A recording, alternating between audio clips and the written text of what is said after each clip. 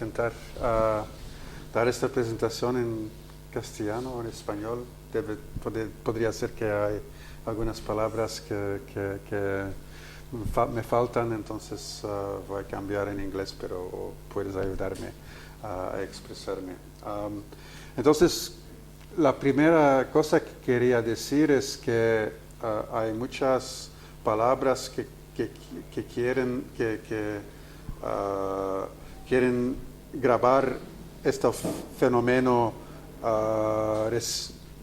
más o menos reciente, como por ejemplo dicen el alt-right o el populismo de derecho, pero para mí es algo que va más de atrás. Históricamente estamos hablando del fascismo. Y debemos estar claros en eso y no utilizar esas palabras son fascistas que utilizan el populismo que estamos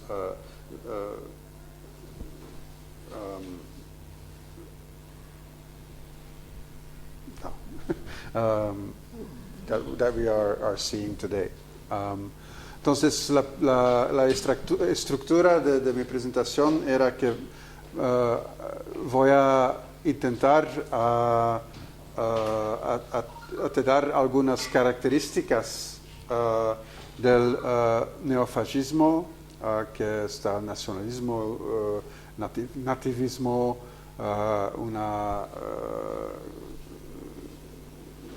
focalizando sobre jerarquía, la necesidad de inequalidad y la superioridad de la raza blanca.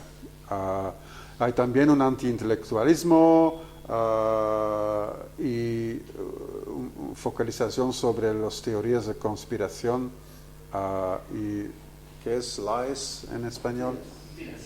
Mentiras, eso es. Y también obviamente hay un anti-enlightenment, también un discurso antidemocrático, pero también decir un discurso misoginístico. Sí. Después voy a intentar a explicar los mecanismos de la normalización del racismo y de la normalización del odio.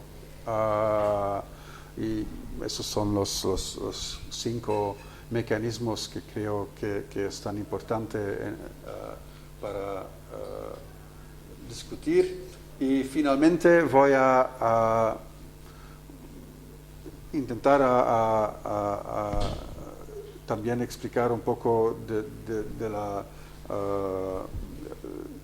teoría radical democrático y normativo de comunicación, para también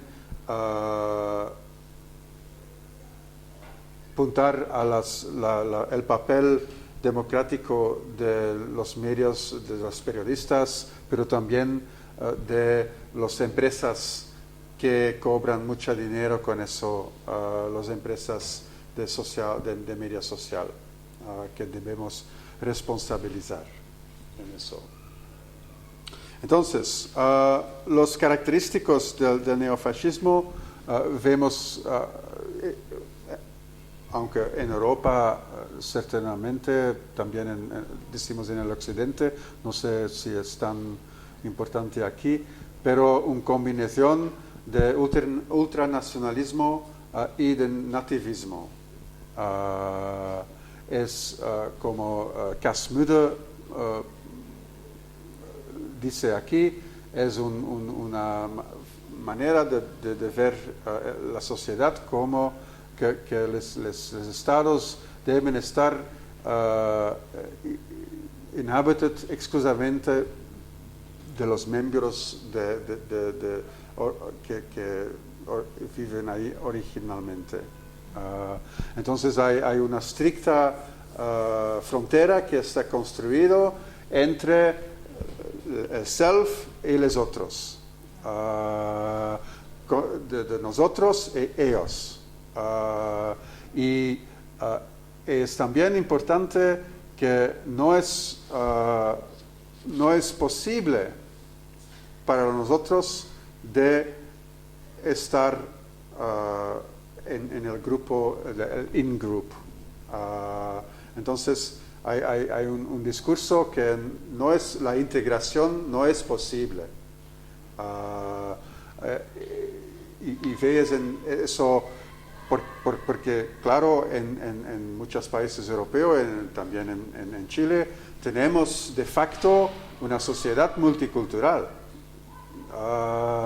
con muchas nacionalidades, con muchos grupos que vienen de otra parte o que tienen una antecedencia de otra parte, pero son chilenos porque han nacido aquí, o son belgas de antecedencia de Congo, de Turquía, pero son belgas. Pero en el discurso fascista no es posible que esta gente están en el in-group, en el grupo de nosotros.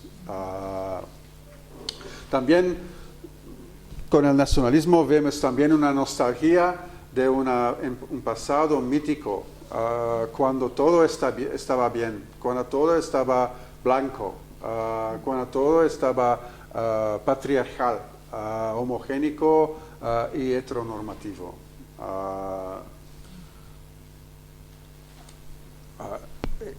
No debo... el eslogan de Trump claramente está expresando eso. Esto pasado mítico cuando todo estaba bien. Make America Great Again. Entonces en el pasado estaba bien, ahora no está bien. Y ello va a conseguir que estaré bien otra vez. También en India vemos ahora Modi, que es también un líder muy fascista, que están también rewrite la historia oficial con el nacionalismo hindú y también la preservación de jerarquías de los castes. Entonces, una celebración de jerarquía y de inequalidad y superioridad está también muy importante en el discurso fascista.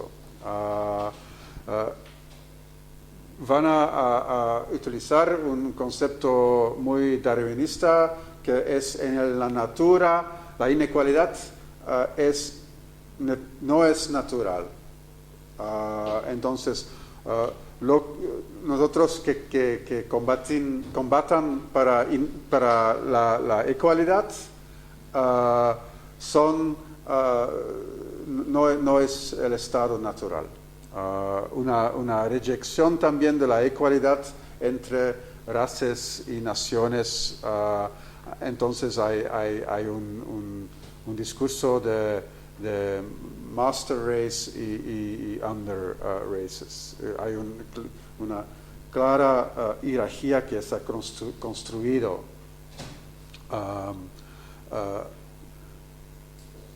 Y lo que decía antes, que no es posible de integrar en la sociedad para grupos que no son blancos, por ejemplo, es el differentialist racism, que es al centro de la ideología fascista. Entonces, hay también un discurso de incompatibilidad. Y eso también, obviamente, está claramente también un discurso muy antimarxista que celebra la igualdad. Entonces, si vemos ejemplos en le Vlaams Belang, es un partido fascista en Bélgica, donde yo soy, y en la campaña electoral del año pasado, no de este año, en mayo, el eslogan está proteger nuestra gente. nuestra gente, pero nuestra gente no es, una definición muy precisa quién son nuestra gente. No son belgas de proveniencia extranjera, no son nuestra gente, aunque tienen la nacionalidad belga, han ido a la escuela en Bélgica, hablan el idioma, pero no son nuestra gente en su discurso. Entonces, hay también en flamenco una palabra que se llama, que se utilizan para describir gente que tienen una proveniencia extranjera, es griego, es allochtón. En greco, allochtón quiere decir no de ahí. Aunque tienen la nacionalidad, están nacidos ahí, pero no son de ahí. Salvini en Italia ha hecho lo mismo, utiliza el eslogan los italianos primero. También los italianos tienen un sentido de exclusión. También los tweets racistas de Trump, de los 4 representados en el Parlamento o en el Congreso, go back and fix your own crime-infested places from which you came. But 3 of the 4 were born in the U.S. And I mean, so, and it's,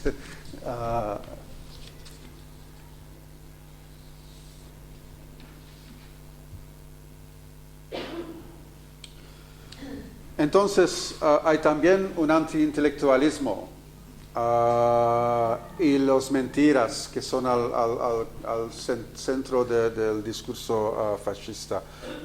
Ruth Wodak, que ha escrito un libro sobre la política del fear, miedo, sí. Ella utiliza la arrogancia de la ignorancia. Entonces, una rejección de factos, una rejección de expertise, knowledge, conocimiento científico. Entonces, eso vemos también lo que Lakoff describe as un beyond truth politics. Entonces, porque miro los factos y la verdad son inconvenientes para ellos. Y por eso vemos también en el discurso fascista que las teorías de conspiración son muy central.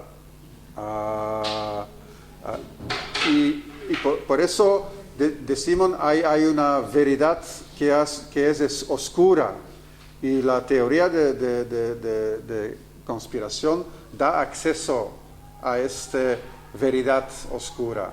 Y nosotros sabemos lo que es la verdad. No la verdad oficial, pero la verdad de la teoría de conspiración. Y también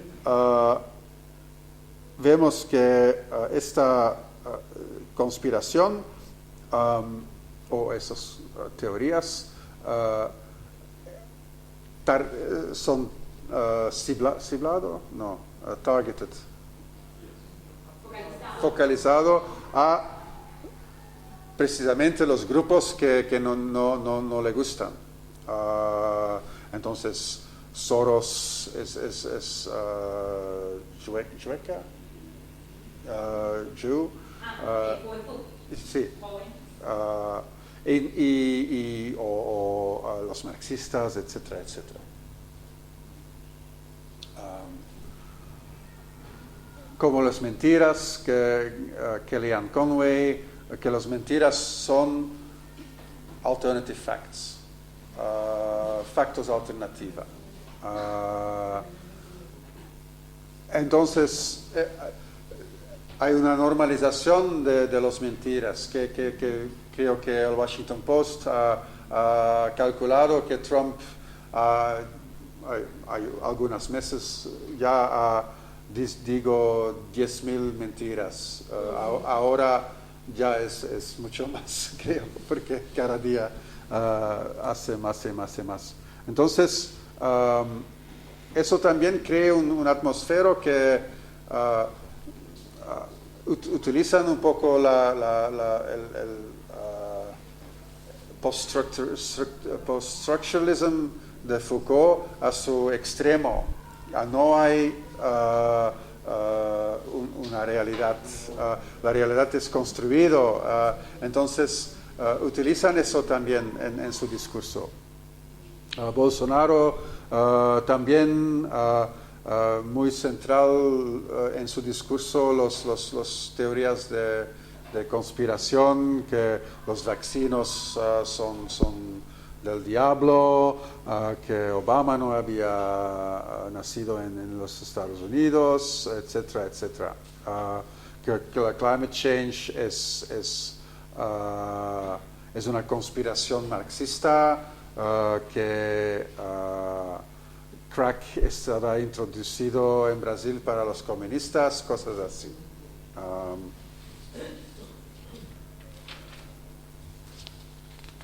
Entonces, finalmente, también un característico central en el discurso fascista es un anti-enlightenment, no sé cómo la... Sí. Y también antidemocrático. Entonces, el enlightenment...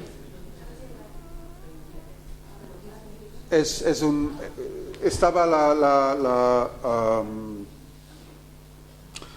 el movimiento de los 1880, que se ha desarrollado antes de la Revolución Francesa.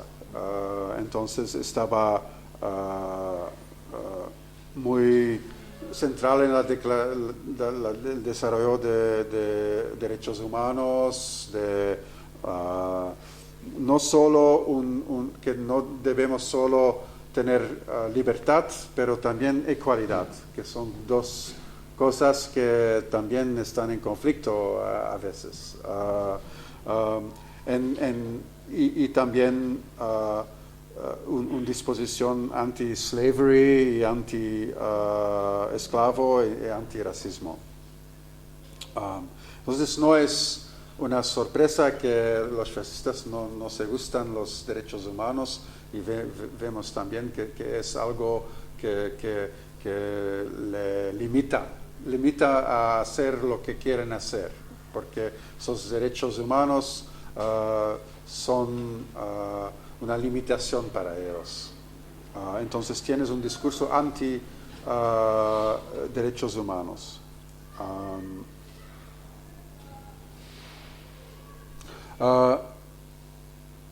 Entonces también ves que en estos valores del Enlightenment van a picar las cosas que ellos quieren utilizar para ir en contra de estos valores o otros valores. Por ejemplo, van a utilizar el derecho de free speech para estar racista, por ejemplo. Todo el discurso de political correctness, por ejemplo. Sí, hay un ataque con eso, porque eso es contra la libertad de expresión. y también utilizar el ideal de libertad para sacar derechos de lo que no son blanco. O utilizar, por ejemplo, que lo que ves ahora en Europa mucho es que apropian discursos feministas para criticar los muslims y el Islam. O pro-gay rights, también para criticar el Islam.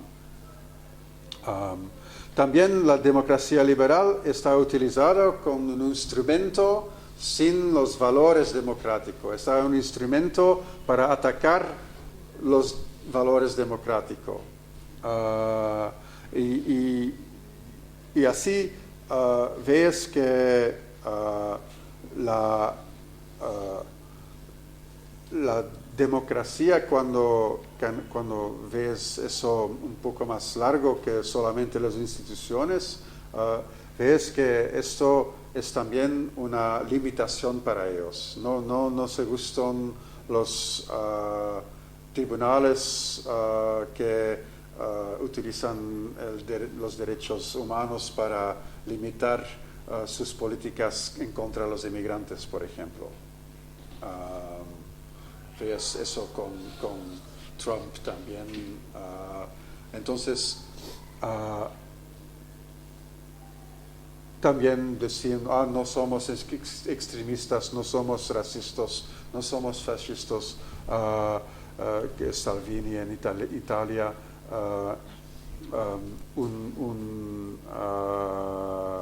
científica política en Bélgica que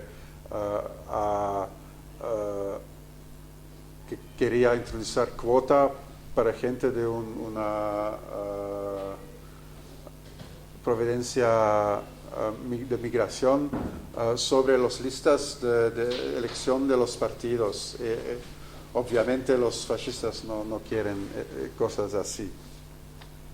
Eso ya está en Bélgica para mujeres, entonces los partidos políticos deben poner 50-50 mujeres y hombres sobre los listos electorales y también deben en el the top of the list, lo que van a estar elegido, también debe estar hombre o mujer, hombre, mujer, hombre.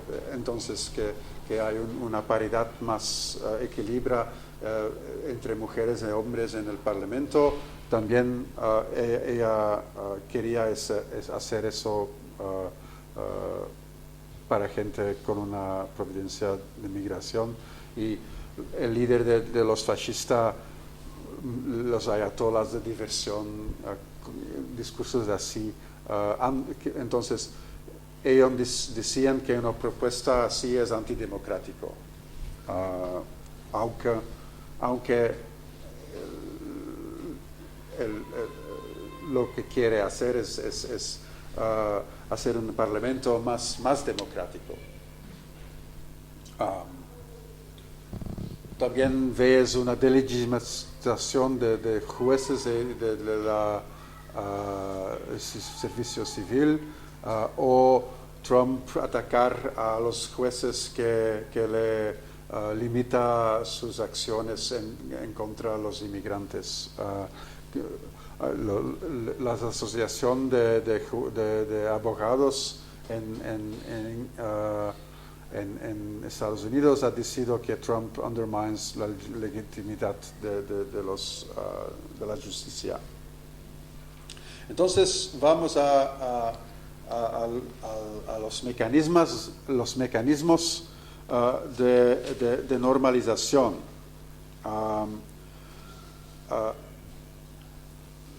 Mediation opportunity, no voy a explicar eso en detalles, pero es un concepto que he desarrollado para decir que media en comunicación es muy central en eso. Tiene oportunidades, pero también limitaciones. Entonces, lo que es también importante, creo que es Gramsci's noción de guerra de posición.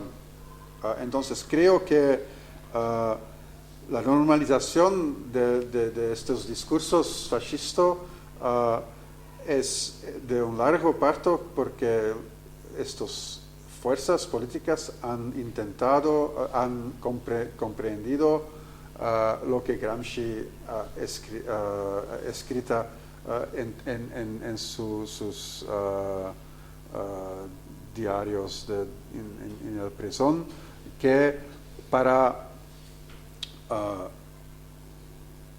efectuar un discurso counterhegemónico en un discurso hegemónico, debes trabajar en long term, debes trabajar de abajo, debes utilizar los medios de comunicación, de educación, para normalizar y naturalizar lo que es una ideología. Y para naturalizar, quiero decir que common sense, el sentido común, que no cuestionamos eso más, no es cuestionable, es sentido común. Entonces el discurso de racismo en muchos países en Europa ha devenido algo de sentido común, ojalá. Y lo que yo quiero decir que mediación en los medios de comunicación son muy importantes en eso.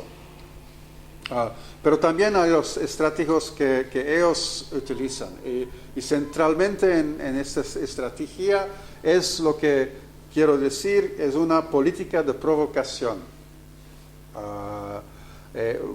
Ruth Wodak describe eso como escandalización, decir cosas que saben que van a producir un escándalo, decir cosas que son intencionalmente designado para provocar un escándalo, para, como Ruth dice, violar las normas que nosotros aceptamos en una democracia.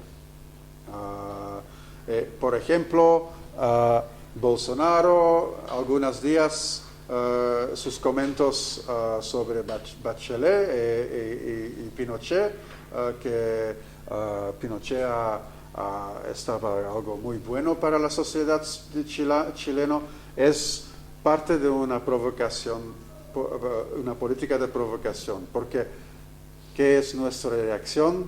Vamos a... Trump hace eso, lo hacen todo. Pues, ¿por qué nosotros reagimos en contra de eso? Hay también un discurso de víctima. Entonces son el perpetrador. Son los perpetradores, pero después se ponen en el papel de víctima. No puedes decir nada ahora. Y eso es la mecánica que utilizan. Y toda la gente está hablando de eso. Los medios de comunicación están hablando de eso, de la provocación, y está activado también para nosotros que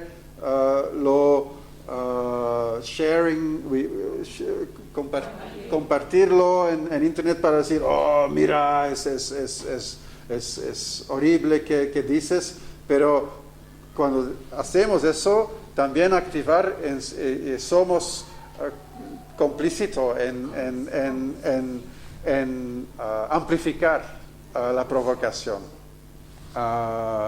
Entonces, también la lógica ahora del modelo de business de los medios de comunicación está también mucho focalizado a conflictos y escándalos, y espectáculo y drama y clics y shares. Y entonces estas cosas trabajan bien por ellos porque generan emociones, generan shares and likes, or sad faces, or angry faces, pero es hay interacción. Eso es que los medios sociales, pero también los medios de comunicación, las organizaciones de comunicación, los periodistas, el business model es también trabaja así.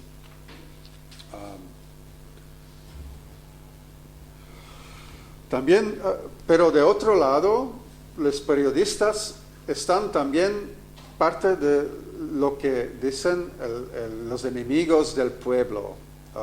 Los periodistas son parte de una élita intelectual que no representan la gente, porque ellos, los populistas, los fascistas, nosotros decimos que la gente está pensando. Toda la gente que nos critican son enemigos del pueblo. Entonces, ellos quieren un periodismo de PR, como Fox News, por ejemplo. Eso es periodismo bueno para Trump, porque no tanto, no lo critican mucho, y cuando lo critican, ahora vemos también que eso no funciona en todos momentos. Pero eso también ese discurso de odio hasta los periodistas también ha resultado en un incremento de persecución de periodistas en muchos países. Brasil, Estados Unidos, India, etcétera, donde también periodistas están matando.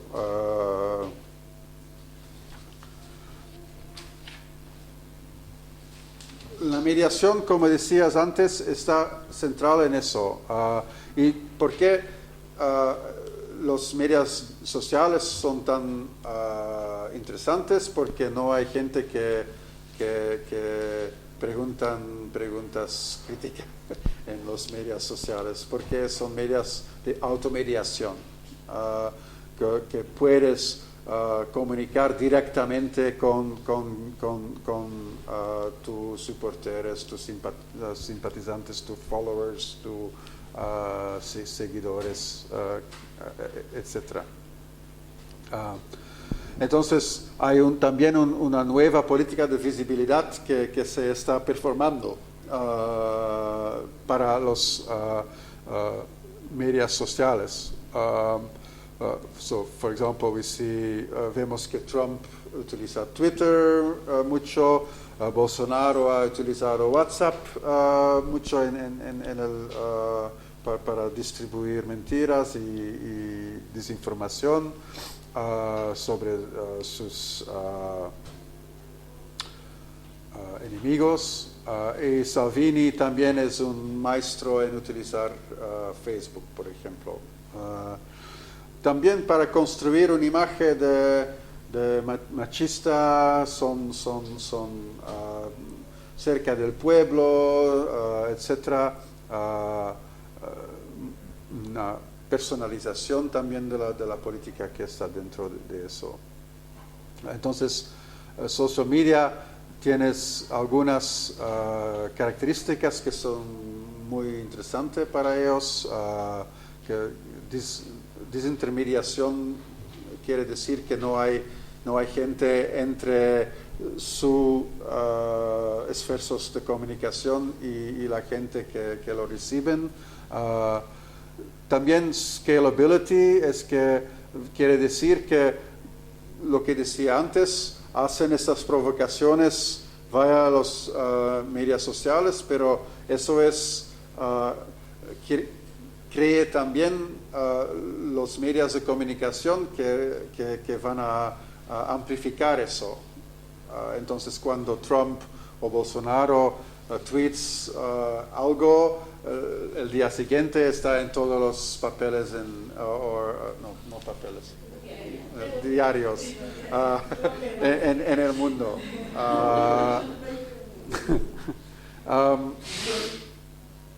Sí, y ellos saben muy bien cómo utilizar estos medios en una manera muy complejo. Y también utilizar los algoritmos dentro de estas medios de comunicación. Entonces, hay posibilidades que son dentro de estos algoritmos que también que son oscuras, pero si pagas, tienes acceso a estos algoritmos. Entonces, por ejemplo, el partido fascista de Bélgica es la imagen de Vlaams Belang. Han pagado 1,5 millón de euros en la elección antes a Facebook para tener acceso a distribuir sus mensajes muy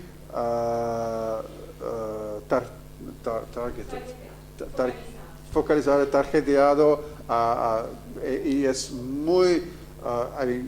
he visto lo que es detrás de Facebook para la gente que quieren hacer publicidad, pero también publicidad política.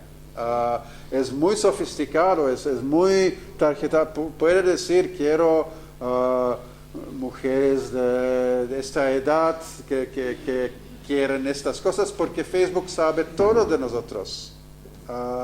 Todos los likes, los angry, los sad, son emociones que ellos también monitoran. Entonces, es muy interesante para actores. Entonces, ahí decimos que nuestra digital footprint es muy interesante también para actores políticos a acceder. Y eso tiene un precio. Entonces, vemos también cuando ves Bolsonaro, Modi en India, esos son actores mucho más poderosos financieramente que el partido fascista en Bélgica. Estas empresas están comprando millones y millones y millones de dólares de estos grupos de odio, de estos fascistas que quieren acceso a estos algoritmos. Y eso finalmente quería también introducir un poco una agenda normativa y ético aquí. Porque claramente democracia siempre es algo conflictual. Hay diferentes intereses, diferentes clases, gente que tiene mucho dinero, gente que debe trabajar para su dinero. Hay cleavages en la sociedad. Entonces, democracia siempre es conflictual. Entonces, pero hay dos relaciones conflictuales que pueden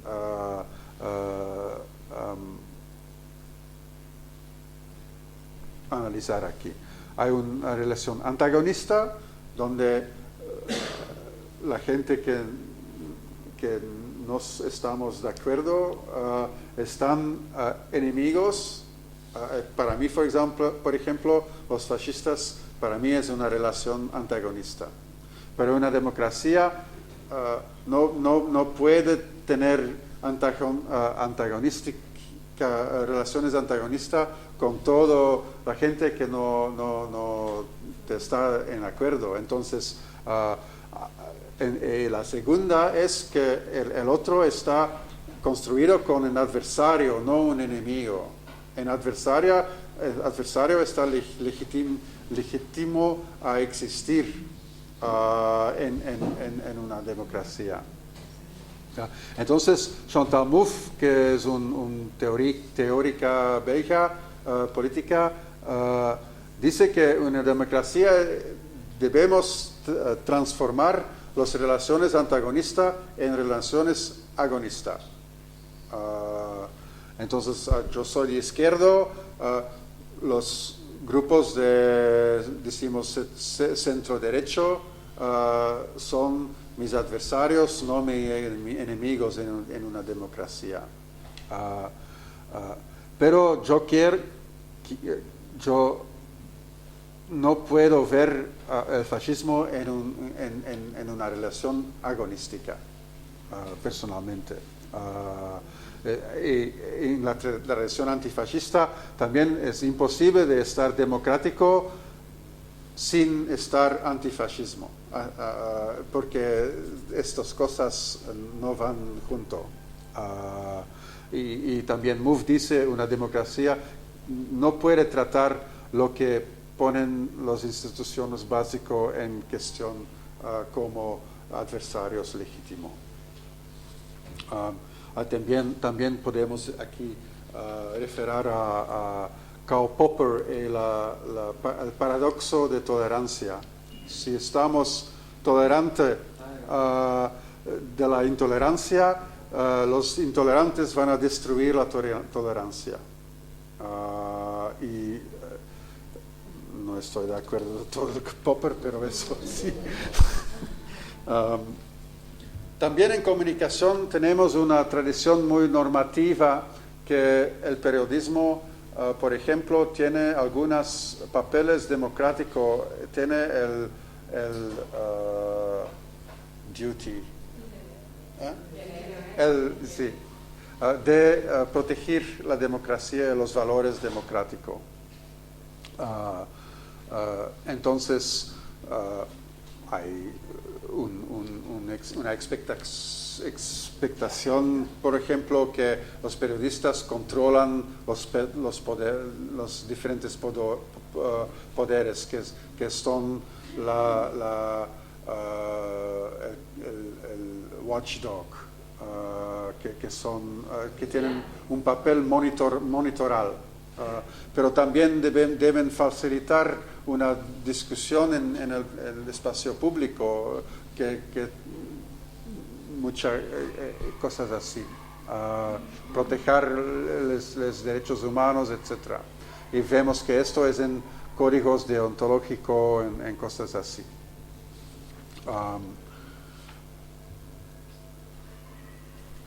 Son también central en la constitución de un orden democrático, y podemos también decir, aquí hay una tradición de civic journalism o periodismo civil.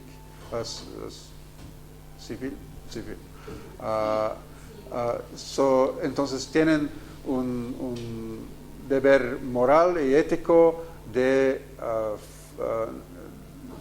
combatir los esfuerzos que quieren destruir la democracia. Eso me pongo a argumentar que no solo el periodismo, pero también estas compañías de medios sociales tienen un papel democrático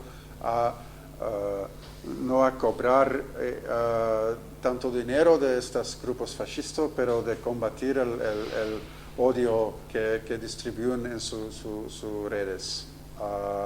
Y también ahí hay también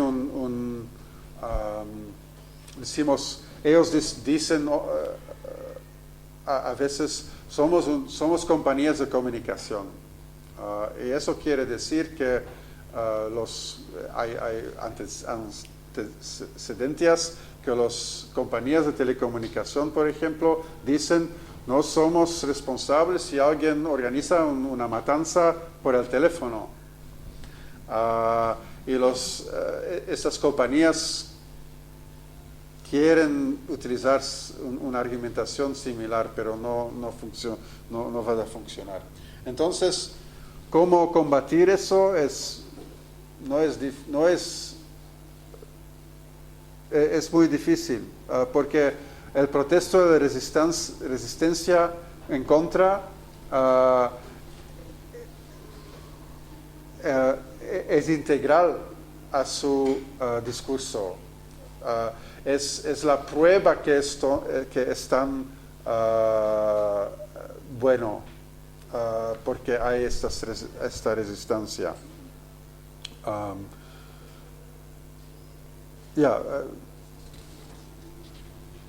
Hay algunas cosas que para finalizar que podemos o debemos reflexionar en eso. Cuando decía de estas políticas de provocación, jugar,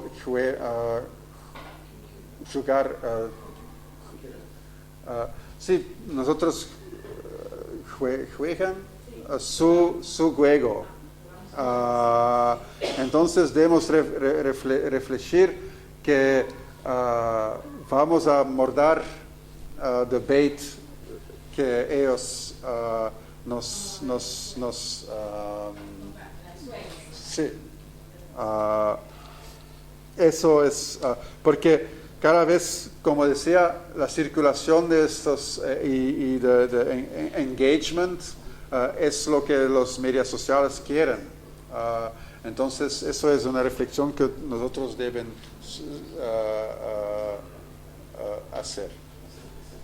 También, obviamente, podemos también ingresar la literacia de media con los jóvenes, pero también adultos, para detectar esta propaganda y fake news y de estar conciencia a las estrategias de cómo se amplifica. Pero no solo podemos poner la responsabilidad aquí con individuales, pero eso es demasiado sencillo. Debemos también cuestionar los modelos de empresa o de business models y las prácticas de estas medias, también tradicional que media social.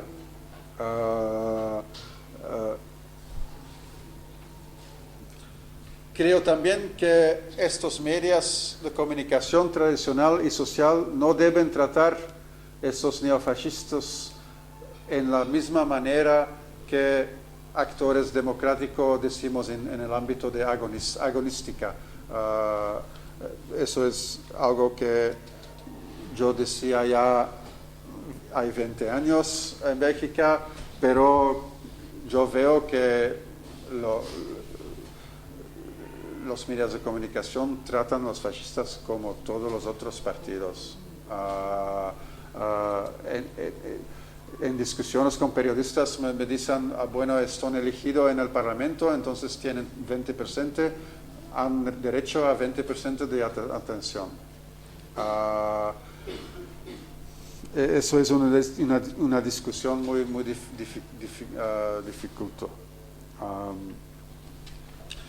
Pero ¿por qué también debemos combatir ese neofascismo dentro de nuestros valores y principios democráticos y de derecho humano?